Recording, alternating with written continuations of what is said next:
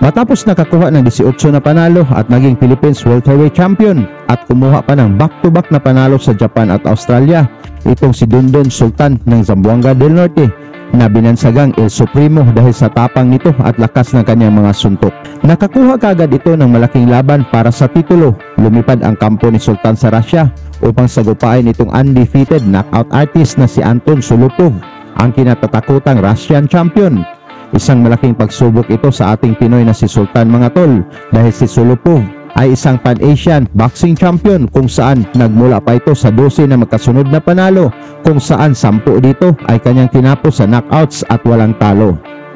Kaya sa laban na ito, mga tol, ay sobrang dihado si Sultan, lalo na sa baluarte pa ng kalaban ginaganap ang laban.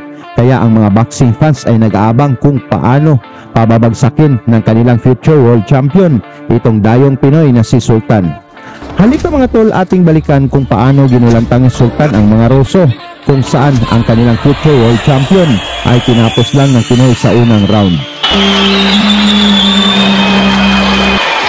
Si Sultan, mga tol, ay may 14 wins, 7 losses na may 6 knockouts, habang si Sulupov naman ay may 12 wins, walang talo na may 10 knockouts. Dito ay depensahan ni Sulupov ang hawak na Pan-Asian welterweight title na ginanap sa Sports Complex Energetic sa Russia.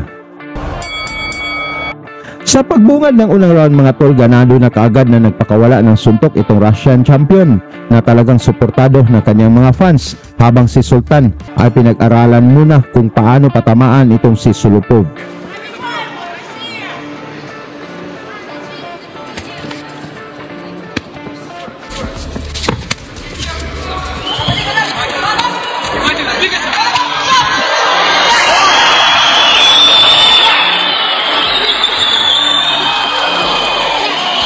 Mula sa mabilis na mga kombinasyon ni Sultan, bumagsak si Sulupov at talagang napuruhan. Pinilit man itong tumayo pero inawat na kaagad ng referee ang laban upang hindi na lalong mapahamak pa ang kanilang champion.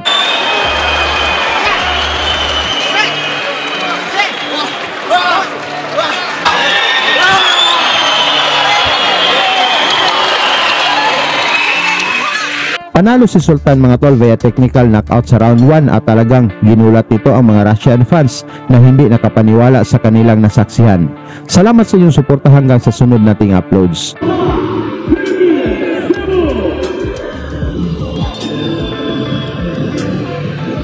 Lagi niyong sundan, huwag magpapahuli. Pag-usapan ay bakbakan, balita niya at laban. Mga Pinoy na di nagpapagapi. Salamat sa mga suporta na lagi nandyan.